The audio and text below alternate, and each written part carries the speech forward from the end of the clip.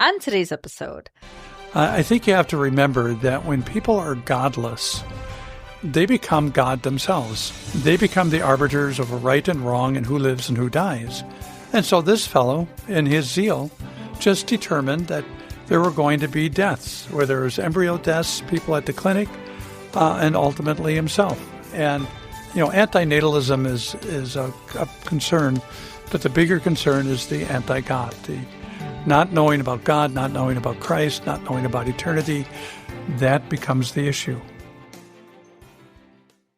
Welcome to the Life Challenges podcast from Christian Life Resources. People today face many opportunities and struggles when it comes to issues of life and death, marriage and family, health and science. We're here to bring a fresh biblical perspective to these issues and more. Join us now for Life Challenges.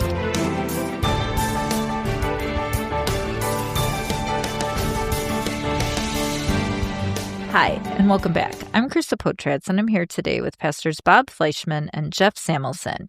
And today we have the June current event episode that we are bringing to you, and I am pretty excited about this episode. I think we have a lot of fun stuff to talk about here, interesting things in the news.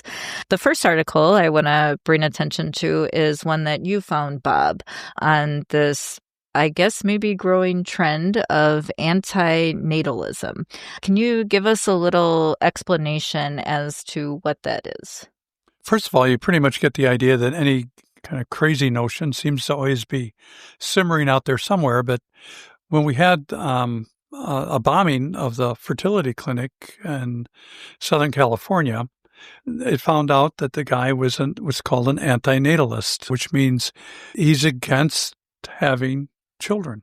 And I don't know if it was a pendulum swing to the Elon Musk pushing for more children, but it was basically a suicide terrorist type event that he bombed a clinic, and it looks like they were able to save the embryos that were within the clinic and stuff, but it brought anti-natalism to the surface. And so when you do a deep dive into it and study it, there were stories that had been done on it here and there in the past, but just never got attention. Well, now it's got attention.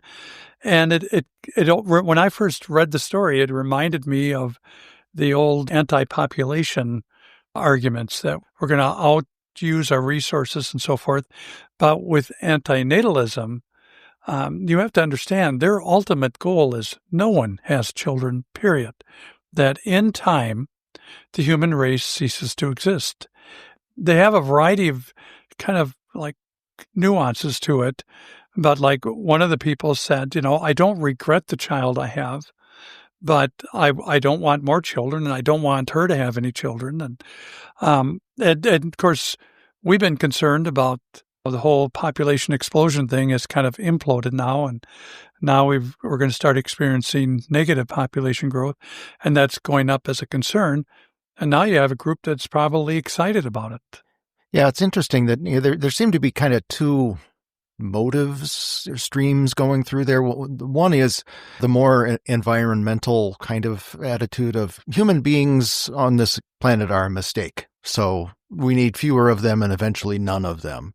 The other seems to be a bit more, a good word for it escapes me, but they're taking more of a compassionate kind of view in the sense of, well, any child who comes into the world is going to have to face suffering, and they didn't get a choice in that, and it's just unfair for us to impose that on anyone, that they would come into a world and a life where they might experience things less than joy, and therefore it's wrong for me to make that decision for a child, and therefore we shouldn't be doing that anymore. Which of course ends up in exactly the same place of no more children.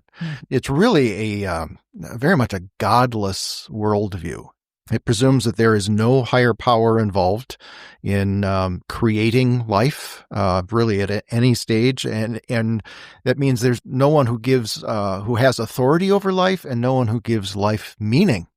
God is completely out of the picture as far as they're concerned. And so therefore all power, all agency, all responsibility rests on you. as an individual, because I'm the one making the decisions about my life, and I'm the only one who can make a decision about whether I bring more life into the world. The irony of that, of course, is that all that power and responsibility you've taken away from God, you end up putting on yourself as a burden, because now, oh yeah, it's all on me.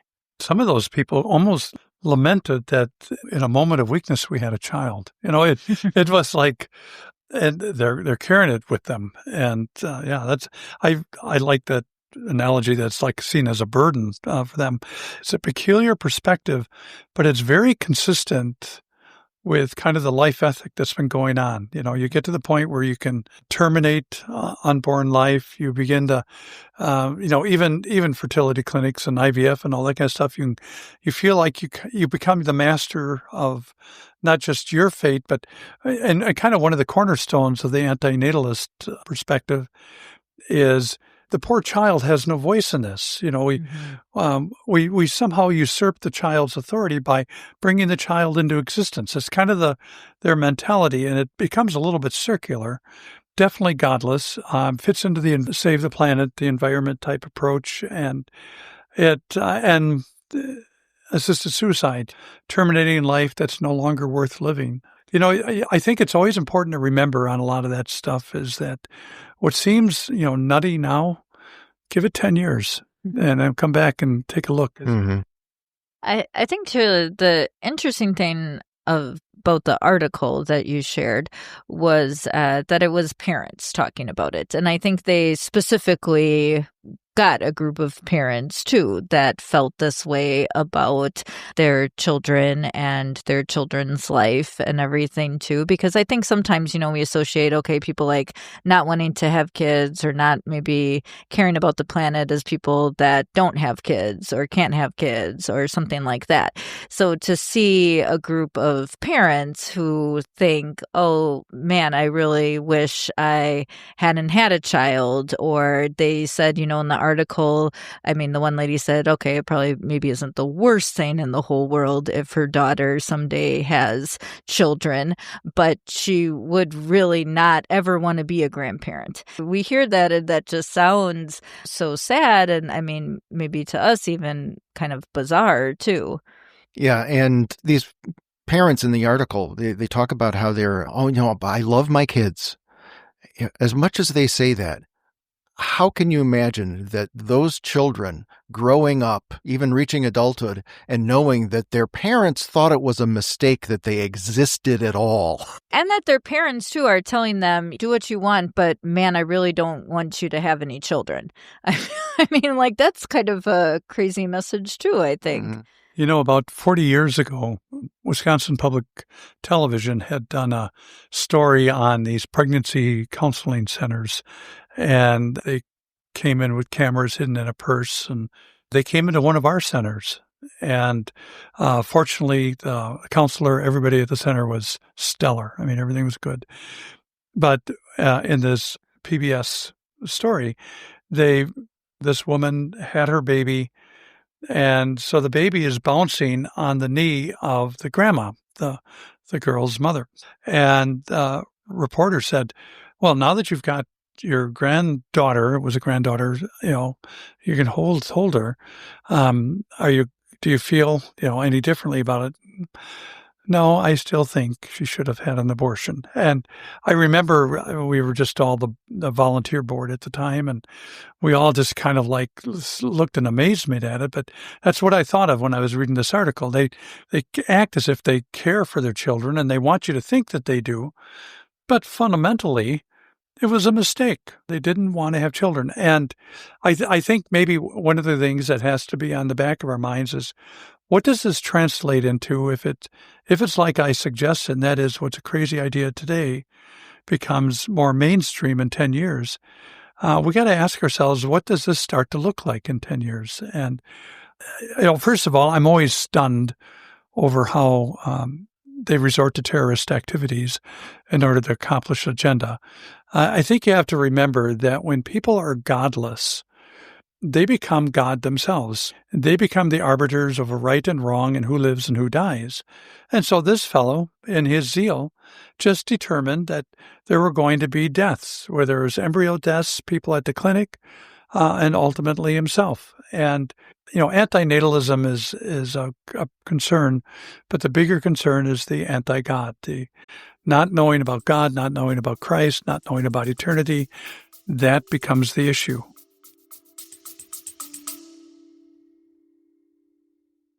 Our second season launches on June 7th. Join us for compelling conversations about things such as the state of the world, immigration, healthcare, and more.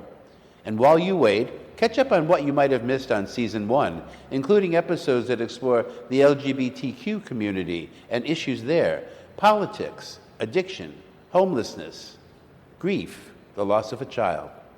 Friar Time, Season 2 is on the way. Follow us today. Well, there is another interesting story that has attracted, I think, a lot of mainstream media attention too, with a woman in Georgia who was, I guess, determined brain dead but was pregnant, and the hospital told the family that she needed to be on life support and they had to try to save the baby. I think I summarized that pretty well, but any additional information there? Well, one of the news hooks for this is that I'm going to quote from the AP article to make sure I get the language right. She's been on life support for 3 months to let the fetus grow enough to be delivered, a move her family says a hospital told them was required under the state's strict anti-abortion law. And that's part of the news hook for a lot of the media, that this is because of the anti-abortion law that this is happening. One of the ironies, of course, is that when you get down deeper into the story, you find out that the family hasn't actually asked for the mom to be taken off of life support. Yeah. It's just like, so what does that have to do with anything? But, that's kind of their hook. Yeah. I mean, I guess I too was thinking like, oh, okay, is there some like legal battle going on where the family is trying to, the family wants her to be on life support to try to give the baby the best chance at a life. Mm-hmm. Yeah. It's, part of the problem is, and especially with what they call legacy media, is such a very anti-life mindset, so that for them, it means like next to nothing that we're talking about an unborn child here. It's like some violation of a right, violation of autonomy, use of the body. Now, there's some deep roots, going back to, the permission you give for what can be done to your body, after your death, like they still like to ask the family if you want to organ donate and that kind of stuff. So they try to make a big deal out of the autonomy issues, the right to privacy, all of those kinds of things. But really the story is, you could see how a Christian news agency would flip this around, where for the sake of a life, they're keeping a body, working to bring this child to the point that it can live outside of the womb. It sounds wonderful. It sounds noble. It has to be hard on the family. I realize that. But, it's just a matter of perspective. And I'll tell you, especially in the last few years, as I make it a point to listen to different kinds of media, and you just see how almost an agenda trumps the real facts of the story. Like you said, Jeff, the way that they hook you in makes it sound like there's this big legal battle going on. And really, the battle is taking place within the reporters. I mean, they're the ones who want you to feel a certain way. Mm-hmm. Well, one of the interesting things about the article, this is, a general rule when you're reading something that deals with anything kind of controversial, search for what's not mentioned. And the thing that's not mentioned at all in this article, and it's a pretty long one, is the father of the child. It doesn't mention whether he had a relationship with the mom, if they were married, if this was just a kind of a one-time thing and there's no relationship or whatever. And it certainly doesn't mention his attitude towards the child, which I think personally as a news reader would be something I'd really want to know about. Does he want this child? Is he happy about this? Or is he one of those guys who's like, well, I don't want that responsibility to. We also never even hear from the doctors or the hospital because privacy laws keep them from commenting on the case. So the only person that we're really hearing from is the woman's mother speaking for the family. And I'm not saying there's anything wrong in what she's saying, or she's, or suggesting she's lying or anything like that. But that's very limited sourcing, really, for knowing what's really going on. Mm-hmm. Well, and I think one of the lessons there is, and when you begin to read, with a critical eye, you recognize that almost every news story, to some degree, is an editorial. It reflects the opinion of the reporter or the writer, and it's going to have the flavor of where they're coming from. And what Jeff said is a brilliant point. Keep an eye out is what is not in there. If you were the reporter, what are the things you would do? I mean, there's certain family members that you would be talking to, and I think the child's father would certainly be like front of the line and not interviewed at all. And it probably because he held an opinion contrary to what the reporter wanted to, because the reporter is trying to emphasize. Now, what do I think is going on here? I think this is Georgia. I think chances are pretty good one of those doctors involved with this is not comfortable ending the life of the unborn child. Mm-hmm. And I think the doctor says, we've got this law and we got to follow it. He invokes it. If you've worked in these kinds of environments, that sometimes the bias of the people involved, the decision makers, the medical people, they're the ones who will take the action because they could have just as well have said, she's gone. We could disconnect the ventilator. We could and ignore the unborn child, but they didn't. And I don't think it's because they were running scared. That may have been the interpretation by a disgruntled nurse, a disgruntled doctor, but no, I think, the fact that Georgia has one of these laws tells you the nature of the people living down there, that a lot of them feel very strongly that unborn life is a life of equal value, worthy of protection. Mm-hmm. I mean, there's a lot of interesting things. I think when the mother went into or was determined brain dead, that the child was 8 weeks old. It was not very far along, yeah. And so it is just interesting, I think, from like a medical point of view, too, if the baby can continue growing. I mean, we don't even know, too, when we release this episode, like if this story will still be, even going on and stuff, too. I mean, the hope was that they could get the baby, I think, through till August, at least, when the baby would be possibly 22 weeks old, and then do a C-section for that. But it's just interesting from a medical and scientific perspective if this will even just work, so to speak. Mm-hmm. There were near the end of the story when they kind of talked to other ethicists and so forth. One of them had said, removing the woman's mechanical ventilation or other support would not constitute an abortion. Continued treatment is not legally required. So in other words, that's what I'm saying is that someone's making a story here that isn't really there. I was kind of wondering that too. Like, I mean, as much as I too personally am for life and, against abortion, I do wonder, like, if there is just, okay, it's just their time to go type of thing. Like, is this, because the sad reality is that there are pregnant women that pass away, and so does their child. And is this just, a situation like that?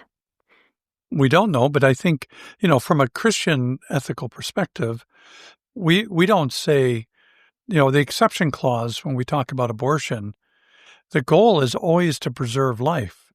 The goal isn't to pick your favorite life or anything like that. You pick the life that you want to, that you can save. So your goal is to save the life you can. They cannot save the mother's life in this one. And I've been involved in some of these decisions with families. It's pretty rare that you're in one of these type of situations. And I've been involved with one or two of these, in the last 4 decades, but it's pretty rare that the mother has died, but they want to sustain her life to protect the child. And the fact that they could do it is pretty remarkable in and of itself. Yeah.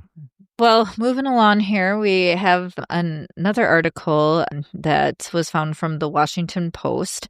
And this one was talking about, I believe, how they used CRISPR to make a drug for a child. And Jeff, do you want to maybe describe a little bit of that? Well, the headline they put on it was How the Race to Invent a Drug for One Sick Baby Made Medical History. And it focuses on a baby, K.J. Muldoon, and he was born in Philadelphia. And as soon as he was born, they discovered, well, shortly after he was born, they discovered that he had an extremely rare and severe genetic disorder, which I'm not going to try pronouncing. They just call it CPS1. And so they said, okay, what are we going to do? Because in most cases, children with this, they don't survive past infancy. But medical science has advanced to such an extent now that they saw an opportunity here, an opportunity to put to work all these things that they've learned about genetic technology and CRISPR, which they use to kind of rewrite genes, on the fly and all this stuff. And they said, well, maybe we can, create a drug that will, maybe not completely heal the child, but will fix him enough so that he can have a more normal life. And I'm sure from the parents' point of view, it took a long time, but it was remarkable. It was within the space of months that they got this thing done. They gave it to the little boy, and he's improved dramatically. Of course, it remains to be seen whether this is going to last, whether it's going to be a permanent change, whether there are other things that are going to, come along down the pike, whatever. But it's just amazing. And, if I had written the article, I would have had trouble leaving out, thank God, or, praise the Lord for this. But it's just quite amazing what they are able to do with this technology, which in so many cases, it's tempting to look at it and just see the dangers of it. But here it is, being done for something really amazingly good. Part of the challenge of CRISPR is you need to identify exactly what's happening, what's going on in DNA, and which of the combinations are being affected directly. And it is not simple. I mean, if you remember that it took years to map out the human genome, that they have to find in all of that very, very long sequence of molecules, they have to find in there exactly where they do it. And that's problem number one.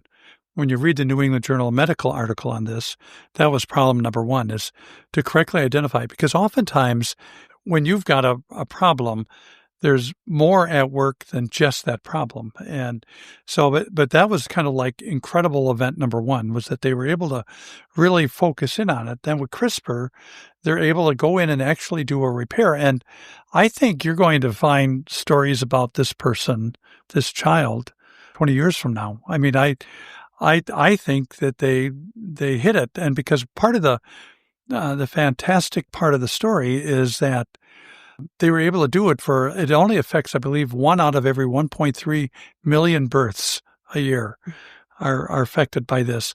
And yet they were able to find it there. And they feel that the technique they used to identify the problem area was the big deal that can be used now in other areas. And now this is all great news. And I'd like Jeff said, someplace in the article we would have written, thank God. Mm-hmm. But the flip side is leave it to sinful people to take a really, really cool and good thing and really, really mess it up. And so imagine now that you've got this ability. And so it's only a matter of time before you refine it. And I'll put in my little plug for AI. I think AI is going to be incredibly helpful for finding, more cures like this in other areas. But watch. So, if you remember the old TV series, The $6 Million Man, We can make them better. We can make them stronger. We can make them faster. That's almost more temptation than any of us can handle. I mean, it's just a little tweak, just a little.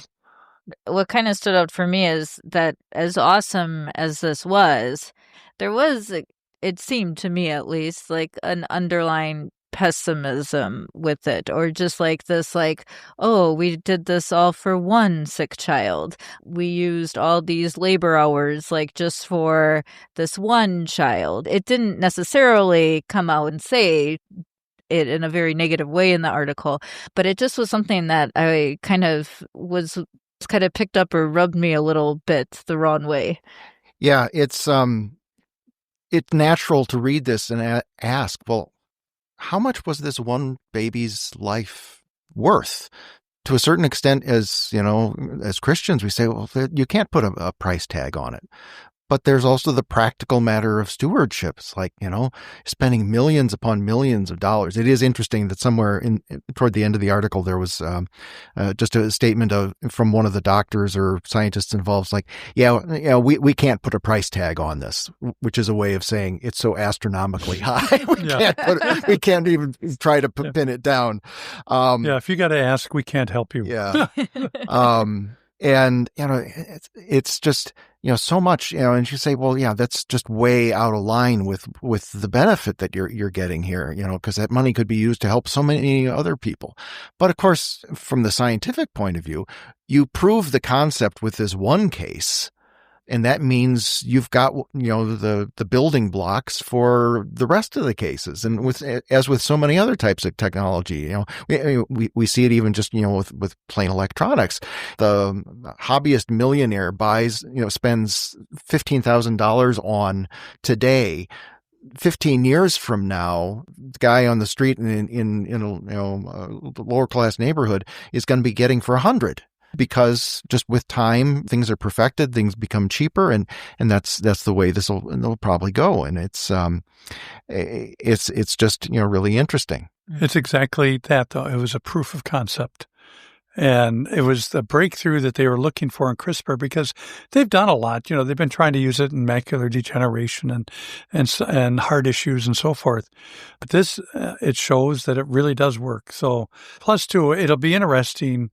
In light of all the budget cuts and that kind of stuff going on, the big splash you're going to see with stories like this, because there is going to still be money spent on research. And the fact that you can say we're no longer just experimenting now with CRISPR, we actually have proof of concept. It does work. And that's going to be a big deal. I anticipate it's going to get a lot more attention in the years to come. Yeah. Well, we have a few more minutes here to talk about the ProPublica winning a Pulitzer Prize. Jeff, can you explain this story to us? Yeah, this is, the kind of thing that I think most of us probably don't pay too much attention to in the first place, which is the awarding of the Pulitzer Prizes. We pretty much only pay attention if it's our own local paper or something, one that we read all the time, or if it's a story that matters to us. But this one drew a lot of attention in pro-life circles, because it was the Pulitzer was awarded to I think it's just an online journal, ProPublica, for a series they did last year, basically linking states with strong pro-life laws to negative outcomes, including death, for women who had complications with their pregnancies. For anybody who is very much pro-abortion, they were great articles because they proved the point. These laws are really bad for women. The problem was that the articles were just plain wrong. They connected things that weren't connected. They cherry-picked their facts and, ignored the things that were not conducive to their theory or whatever. But they came to the conclusion that they had set out to come to, and that people wanted them to come to, which was that these states with pro-life laws are anti-woman, and even though they say they care about pregnant women and their children, they're really not. Otherwise they wouldn't have these kinds of laws. One of the things, the media likes to portray itself as, and correct me on this if I'm wrong, Jeff, but they call themselves the fourth arm, right, of government, the fourth. Yeah. Yeah. And they tend to. First of all, you got to remember it's a title they take for themselves. So, I'm always suspicious of that. But again, I think it's important to remember that to some degree it's advocacy. And I've just been watching a series on Amazon Prime on the Civil War and Abraham Lincoln, and how Lincoln leveraged friendly media to make a case for him to get ready to release the Emancipation Proclamation, that kind of stuff. But it was understanding the media not so much as an objective source of authority on all news, but as a vehicle of advocacy. And I think what happened is, this happened the other day. I was listening to NPR, and Jake Tapper was on, and he was talking about the book he co-wrote on President Biden's cognitive skills and during the tail end of his presidency. And it was on NPR. Of course, NPR is feeling beat up by the Trump administration and so forth. But when he gets to the end, Tapper goes, it further exposed us in the legacy media to credibility issues because, the conservative media recognized those cognitive problems were there and they were reporting on it and we weren't. And why is that? Because it's, media is advocacy. It is not objective. When I watch news, I watch 4 different news sources a day. I bounce around between ABC News, Fox News, Newsmax, and then the one I've lately have grown to kind of like is News Nation. And it kind of ranks, if you ever look at those tables, who's kind of in the middle. And what I like about it is that they aren't looking for every opportunity to throw the president under the bus, but at the same time, they're not looking for every opportunity to venerate him. When I was watching some of the other conservative ones, you'd think the guy should have been made the Pope. It's just the way they carried on. Well, that's, I think, what was going on here. It reminds me of what happens in Hollywood with the Academy Awards. A lot of people, a big deal of the Academy Awards, you do realize that the Academy, the people who make and star in the movies, they're voting on their own product. This isn't the subjective thing. So a lot of times, you'll get a movie that really advocates, for a gay position on things or something like that. And then all of a sudden that wins. It doesn't even have to be that good of a movie. But the point is that they're advocating something. And that's what I think was going on here. It was interesting. I was reading something too where it was talking to, after they kind of faced some backlash for their reporting and everything, they said, well, we're just journalists trying to get things out as quickly as possible. We got to, get the information to the people. And, it was amusing to me that there was that kind of approach to it, or just that type of, defense towards it, that, we just needed to, get this information out quickly as possible because people needed to know how bad it had gotten. Yeah. The old standard for journalism in America, which wasn't really followed universally for as long a period as we would like. But the old standard was, it's okay if you have a slant. Certain newspapers, for sure, this was the Republican paper, this was the Democratic paper, things like that. But you were supposed to, even if you wrote with a slant, you were supposed to make sure that everything you wrote was true. Maybe you'd leave some things out. Maybe you'd, present things in such a way to, make this guy look better or that woman to look worse or whatever. But you at least felt an obligation to make sure that the things you reported as fact were actually fact. That's what we're not seeing. Cases like this, story, that won the Pulitzer. There are far too many people who have a bias, whether they're in journalism or politics or wherever. They come across a story and it's just too good to check. Oh boy, this says just the right thing. I always wanted to believe this was true of that person, so I'm going to go with this article without bothering to find out, okay, is that actually reasonable? Is that the proper interpretation of the events? All those kinds of things. I'll just say this is something that Christians should not only be on the lookout for in the media that they consume, they also really need to be on the lookout for it in terms of the media that they forward, that they pass on to other people, because as Christians, we're in the business of truth, and we want to make sure that anything we're passing on, whether it's religious or not, is something that is true. And if we're not confident of that, because we know the sources, then we should be a lot more cautious. Senator Daniel Patrick Moynihan was always giving credit for making the statement, that you're entitled to your opinion, but you're not entitled to your own facts. And that actually was a phrase coined by a newspaper. And it was an editorial written by a newspaper. And it's important to remember is that everyone's got a bias. We have a bias. And you need to be honest about your own bias and call it out. But at the same time, like even the way Krista explained how they kind of, just kind of said, well, we're trying to meet deadlines, we're trying to get things done. Well, then you just kind of violated your oath as a news source, I think, because you can't publish fiction and present it like fact. Yeah. Well, thank you both. Makes me excited for what the month of June will hold, and as we report on our current events next month for July. But thank you to all of our listeners for joining us. And if you have any questions on any of these, please reach out to us at lifechallenges.us. If you enjoyed this podcast, please share it with people, and we look forward to having you back next time. Bye. Thank you for joining us for this episode of the Life Challenges podcast from Christian Life Resources.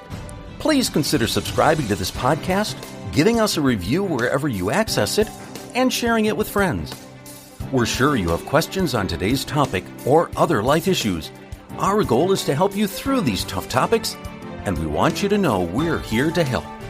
You can submit your questions as well as comments or suggestions for future episodes at lifechallenges.us or email us at podcast@christianliferesources.com. In addition to the podcasts, we include other valuable information at lifechallenges.us, so be sure to check it out. For more about our parent organization, please visit christianliferesources.com. May God give you wisdom, love, strength, and peace in Christ for every life challenge.